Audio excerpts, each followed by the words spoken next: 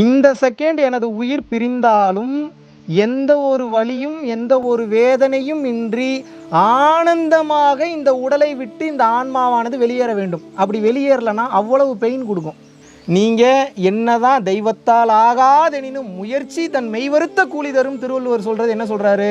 அப்படிப்பட்ட ஒரு சம்பவம் நடக்கும்போது அந்த வலி வேதனை அந்த அவமானம் என்பது உங்களுக்குள் இருக்கும்போது ஒவ்வொரு முறை அதை நீங்கள் நினைக்கும் போது எவ்வளோ வலி வேதனை உங்களுக்கு கொடுக்குது நினச்சி பாருங்கள்.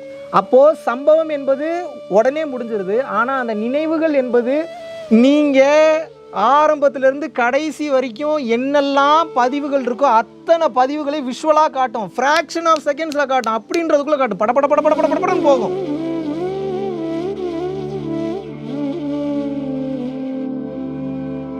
குருவே சரணம். வணக்கம் மகாவிஷ்ணு தம்பி.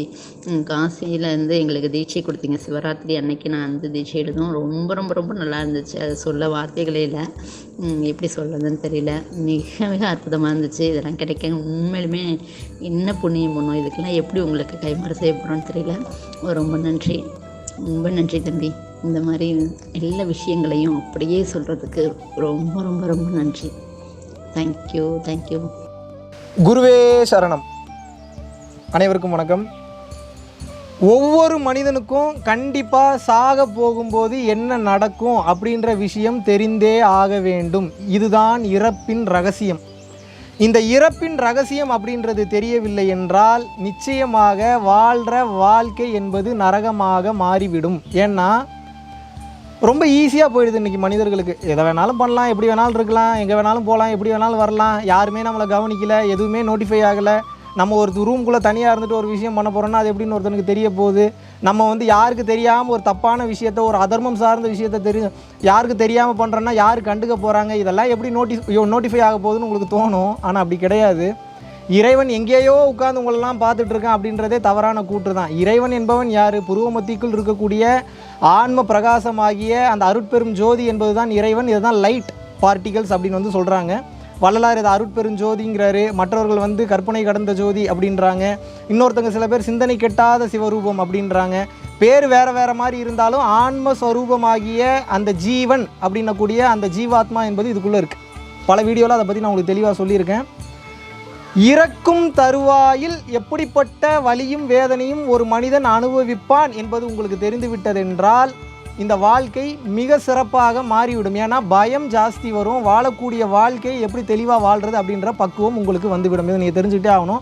இறைவன் நீங்கள் செய்யக்கூடிய ஆக்டிவிட்டியை மேலே இருந்து நோட் பண்ணல, இங்கேருந்து மேலே இருந்து நோட் பண்ணுற முதல்ல நல்லா புரிஞ்சுக்கங்க. எஞ்சான் உடம்பிற்கு சிரசே பிரதானம்ன்றாங்க. அப்படின்னா என்ன? இந்த என்ஜான், அதாவது உடம்புன்றது எவ்வளோ பெருசு, இதை ஏன் வெறும் ஜான் அப்படின்றாங்க? என்ன காரணம்னா இந்த ஜானாகிய இந்த உடம்பை இந்த சிரசு அப்படின்ற இந்த பகுதி தான் மொத்தமாகவே இயக்குகிறது. அப்போ இந்த மொத்த பாடியும் கீழே இருக்கிறது இயங்கணும் அப்படின்னா இந்த கழுத்துக்கு மேல் பகுதியில் இருக்கக்கூடிய விசுத்தி, ஆக்னியா, சகசரா அப்படின்ற இந்த 3 சக்கராசும் ரொம்ப ப்ராப்பராக இயங்கணும். இதனால்தான் எஞ்சான் உடம்பிற்கு சிரசே பிரதானம்ன்றாங்க. அப்போ நீங்கள் செய்யக்கூடிய ஒவ்வொரு ஆக்டிவிட்டீஸும் இட் இஸ் கெட்டிங் ரெக்கார்டட். எங்கே? இந்த புருவ மத்திக்குள்ளே ரெக்கார்ட் ஆகிக்கிட்டே இருக்கும். இறைவன் எங்கேயோ இருந்து நோட் பண்ணுறாருன்னெலாம் கிடையாது. நீங்கள் விடக்கூடிய மூச்சு, பேசக்கூடிய வார்த்தைகள், செய்யக்கூடிய செயல்கள், உங்களது சிந்தனைகள், உங்களுடைய கருணை உள்ளமான நீங்கள் கருணையோடு செயல்படக்கூடிய செயல்பாடுகள் அனைத்தும் இட் இஸ் கெட்டிங் ரெக்கார்டட். அப்போ என்ன ஆகும்? அதற்கு நீங்கள் பதில் சொல்லியே ஆக வேண்டும். இதனால தான் ஒருத்தன் நல்லா பிறக்கிறான், ஒருத்தன் நல்லா இல்லாமல் பிறக்கிறான், ஒருத்தன் கோடீஸ்வர வீட்டில் பிறக்கிறான், ஒருத்தன் ஏழையாக பிறக்கிறான். இது எல்லாத்துக்கும் காரணம் என்னென்னு வந்து கேட்டிங்க அப்படின்னா அவர் செய்த வினைகள், செயல்கள் அவர்களை பின்தொடர்ந்து வருகிறது. 100 கோடி ரூபா லாட்ரி சீட்டில் விழுந்தாலும் கர்ம வினை தான், 100 கோடி ரூபா நீங்கள் பிஸ்னஸ் இழந்தாலும் கர்ம வினை தான். நீங்கள் செய்த செயல்கள் உங்களை வழி நடத்தும். அந்த வகையில் பார்க்கும்போது இப்போ சின்ன ஒரு எக்ஸாம்பிள் சொல்கிறேன், நல்லா புரிஞ்சுக்குங்க.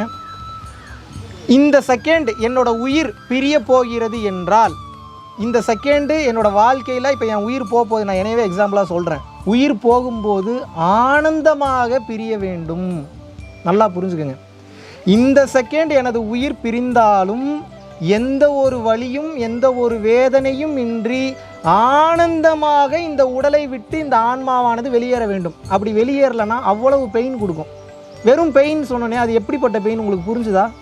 எல்லோரும் இப்படி தான் சொல்கிறாங்க, வலிக்குங்க, வேதனையாக இருக்குங்க, அதோட கஷ்டம் உங்களுக்கு அனுபவிச்சாதாங்க தெரியும் அப்படிலாம் சொல்லுவாங்க. ஆனால் அது எப்படி இருக்கும் அப்படின்றத உங்களுக்கு எக்ஸ்பிளைன் பண்ணால் தானே அதில் இருக்கக்கூடிய அந்த இன்டென்சிட்டி என்னன்றது தெரியும். இல்லாட்டினா அதை பற்றி நீங்கள் சிந்திக்கிறதுக்கு வாய்ப்பே இல்லை. இந்த ரகசியத்தை, உணர்ந்த ரகசியத்தை யாரும் அவ்வளோ சீக்கிரம் வெளியில் சொல்ல மாட்டார்கள். இருந்தாலும் சொல்கிறேன், நன்றாக கேட்டு தெரிந்து வைத்து கொள்ளுங்கள்.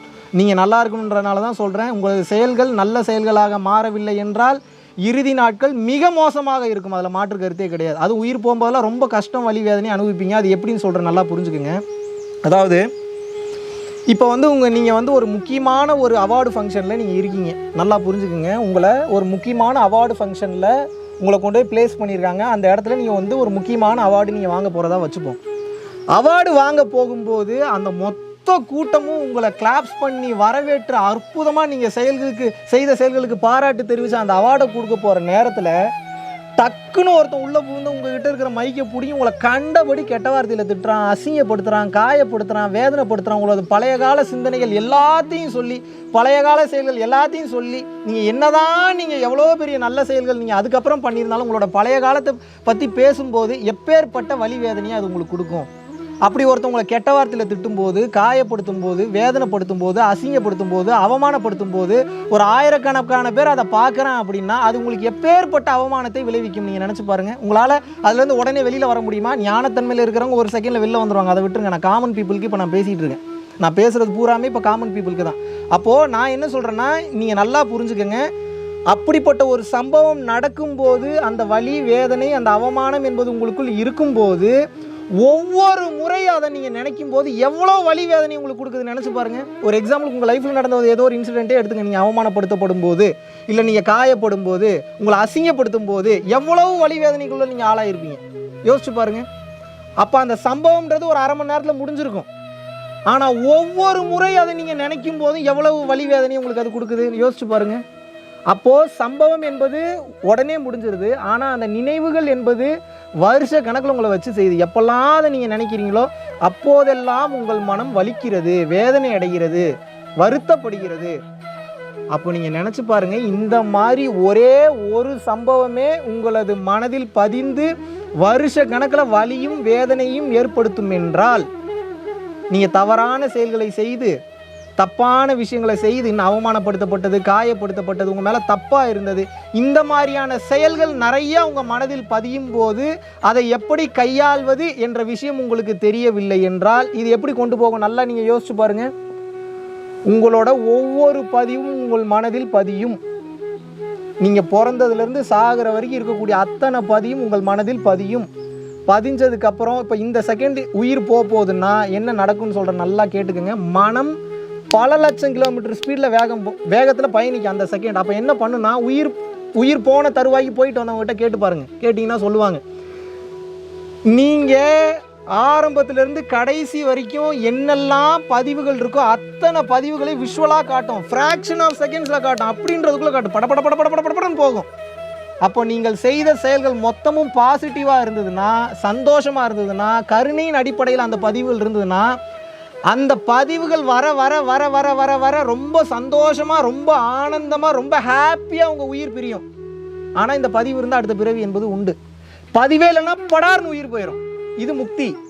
நல்ல பதிவுகள் இருந்ததுன்னா அடுத்த பிறவி என்பது உண்டு, ஆனந்தமாக உயிர் பிரியும். தப்பான பதிவுகள் மட்டும் வச்சுட்டீங்கன்னு வைங்களேன், ஒரு வருஷமாக எப்படி வலி வேதனையை நீங்கள் அனுபவிச்சுட்டு இருந்தீங்களோ, ஒவ்வொரு செயல்களையும் அந்த சம்பவத்தை நினைக்கும் போது எவ்வளோ வலி வேதனை பெயினை கொடுத்துச்சோ, அந்த மாதிரியான செயல்கள், அந்த மாதிரியான சம்பவங்கள் உங்கள் மனதில் பதிந்திருக்கும் போது அவ்வளவு வலியும் வேதனையும் அந்த உயிர் போகிற தருவாயில் செம்ம ஸ்பீடில் ட்ராவல் ஆகும். அப்போ எவ்வளோ வலியை கொடுக்கும்னு நீங்கள் நினச்சி பாருங்கள். பல்லாயிரக்கணக்கான பதிவுகள், பல லட்சக்கணக்கான பதிவுகள் எல்லாமே ரொம்ப கேவலமான ஒரு வாழ்க்கையாக நீங்கள் வாழ்ந்திருக்கீங்க, ரொம்ப மோசமான ஒரு வாழ்க்கையாக வாழ்ந்திருக்கீங்கன்னா வலியும் வேதனையும் மிக உயர்ந்த கட்டத்தில் இருக்கும், ரொம்ப வேதனையாக இருக்கும், பியர் பண்ண முடியாத அளவில் இருக்கும். அடுத்த பிறவி என்பது மிகவும் மோசமாக இருக்கும். அதனால்தான் சொல்கிறேன், பதிவே இல்லாமல் இருந்தீங்கன்னா முக்தி மோட்சம், நல்ல பதிவு இருந்ததுன்னா நல்ல வாழ்க்கை அடுத்த பிறவியில், கெட்ட பதிவு இருந்ததுன்னா மோசமான வாழ்க்கை அடுத்த பிறவியில். இதுதான் இறப்பின் ரகசியம். புரிந்து கொள்ளுங்கள். உங்களது வாழ்க்கையை எப்படி வாழ போறீங்கன்றது உங்கள் கையில் தான் இருக்குது. நீங்கள் என்னதான் தெய்வத்தால் ஆகாதெனினும் முயற்சி தன் மெய்வருத்த கூலி தரும். திருவள்ளுவர் சொல்கிறது என்ன சொல்கிறாரு? கர்ம விதியிலே இல்லைன்னா கூட நீ உழைச்ச அப்படின்னா உனக்கு ஒரு நல்ல சம்பளம் கிடைக்கின்றாரு. இதை எழுதுறதுக்கு எதுக்கு தெய்வ புலவர்? இது சாதாரண அர்த்தம் அப்படி கிடையாது. கர்ம விதியிலே உனக்கு ஒரு நல்லது நடக்கலை அப்படின்றது இருந்தாலும் கூட முயற்சி, எந்த முயற்சி, கருணையின் அடிப்படையில் நீங்கள் எடுக்கக்கூடிய முயற்சி, தன் மெய் வருத்த அந்த கருணையின் அடிப்படையில் இந்த செல்ஸ் மொத்தமும் மாறும்போது கூலி தரும். எந்த கூலி தரும்? முக்தி எனும் அந்த கூலியை உங்களுக்கு கொடுக்கும். இதை மனதில் வைத்துக் கொள்ளுங்கள். அகங்காரம் இல்லாமல் செயல்படுங்கள். நல்ல பதிவுகளாக ஏற்றுங்கள். ஞானத்தன்மையில் இருக்கிறவங்க பதிவே இல்லாமல் செயல்படுங்க. பதிவே இல்லாமல் எப்படி செயல்படுறது? நிஷ்காமிய கர்மாவாக செயல்பட வேண்டும். அதை பற்றி இன்னொரு வீடியோவில் தெளிவாக பேசுகிறேன். நன்றி, வணக்கம்.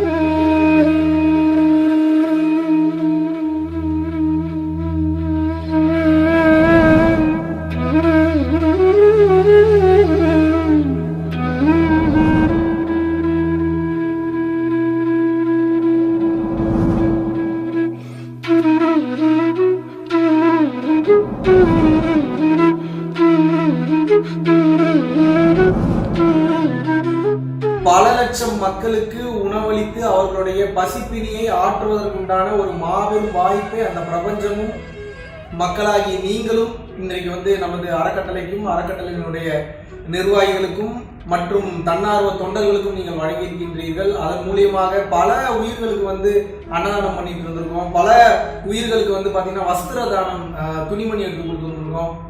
பல உயிர்களுக்கு கல்வித்தொகை கட்ட முடியாத பல நபர்களுக்கு பார்த்தீங்கன்னா கல்வித்தொகை கட்டி வச்சிருக்கோம். அதுபோக ஸ்போர்ட்ஸ் கோட்டால நல்ல லெவலில் ரீச் ஆனவங்களுக்கு ஸ்போர்ட்ஸ் கோட்டால நல்ல லெவலில் வரணும்னு சொல்லி அவங்களுக்கு ஸ்பான்சர்ஷிப் பண்ணி அடுத்தடுத்த கட்டத்துக்கு அமைச்சு வச்சிருந்துருக்கோம். ஃபுட்பாலில் நேஷனல் லெவலில் பரம்பொருள் ஃபவுண்டேஷனுக்கு நன்கொடையாக நீங்கள் அனுப்பும்போது உங்களால் எவ்வளோ முடியுமோ இவ்வளோதான் பண்ணணும் அப்படின்ற நிர்பந்தம் கிடையாது. உங்களால் எவ்வளோ முடியுமோ அவ்வளோ நீங்கள் அனுப்பும்போது இன்னும் பல உயிர்கள் வாழ்வில் மிக சிறந்த நிலையை அடையும். அந்த புண்ணியம் நிச்சயமாக உங்களுக்கு சேரும். ஸோ உங்களது வாழ்வில் பல பிரச்சனைகளை மாற்றி அமைக்க பல டோர்ஸ் ஓப்பனாக உங்ககிட்ட இருக்கிறத அதிகமாக வெளியே கொடுங்கள். உங்களால் முடிந்தவர்களுக்கு உங்கள் கைகளாலேயே கொடுங்கள். இந்த ஞானமும் இந்த தானமும் இரண்டு கண்களாக பரம்பொருள் அறக்கட்டளைக்கு எப்போதும் செயல்பாடாக இருக்கும். அதற்கு உங்களால் முடிந்த பண உதவியையோ அல்லது பொருள் உதவியோ நீங்க செய்யணும்னு விருப்பப்படுறவங்க ரெகுலர் பேசிஸ்ல பண்ணும்போது இந்த ஃபவுண்டேஷனை அடுத்த கட்டம் மக்களுக்கு உதவுவதற்காக நாம் நடத்தி கொண்டு செல்லலாம். நன்றி, வணக்கம்.